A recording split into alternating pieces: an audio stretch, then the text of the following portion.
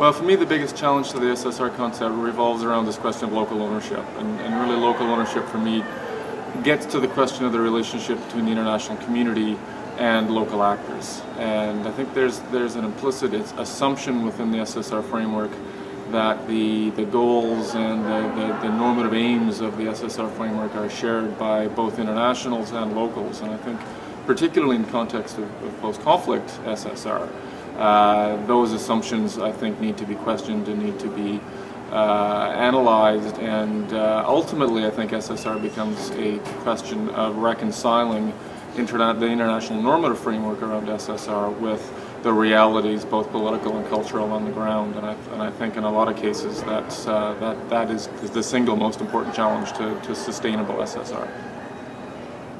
The biggest challenge to the SSR concept, I think, at the moment is political will.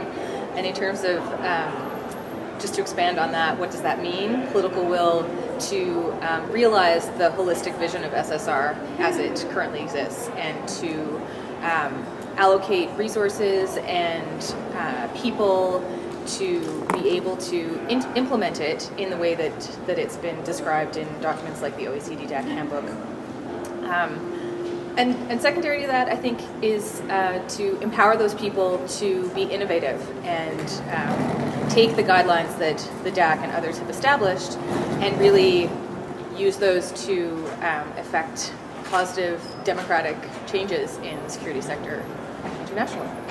I think the first thing is that SSR appears to be becoming really hijacked by the post-conflict experience. That was certainly not the intent in the first place.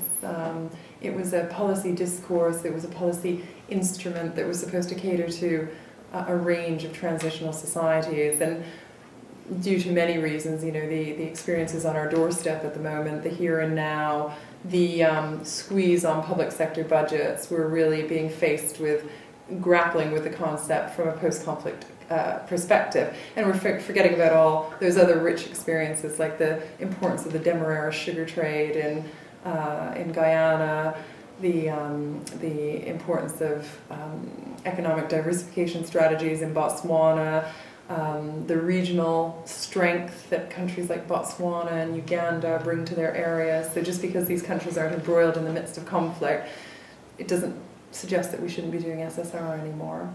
What else? Now, I guess along that line it comes the transferability of the concept and the extent to which the concept can sit comfortably in other areas, particularly stabilization.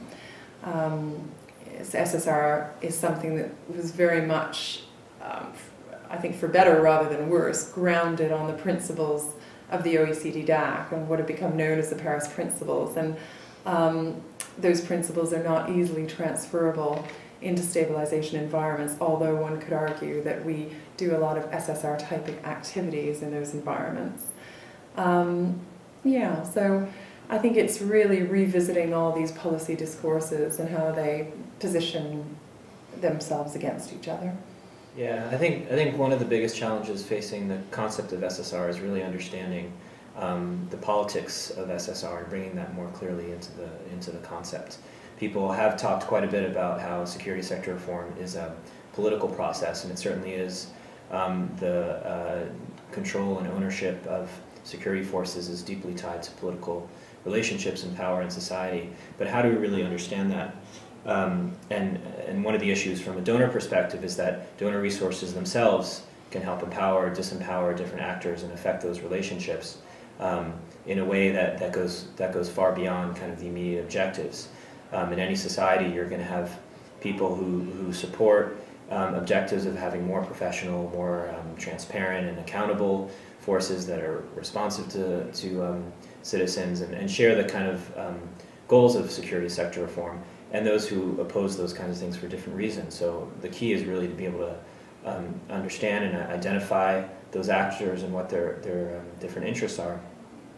And for the donors, and a key role is to help those people who share that interest and who are looking to see more accountable, more professional, more responsive security forces to be able to do that, to provide them tools within the organizations, with supporters, political supporters, organizations outside and inside the security sector, in the parliament, in the executive, in political parties, and to understand who those supporters are and help bring them together. And then within the organizations, be able to work with those champions. So I think a key element of SSR is to move beyond looking at what the components are, what the issues are, what the technical requirements are, and figure out what are the tools that can really help empower the people that we want to support. And if SSR, I think, can move in that direction, that would be helpful.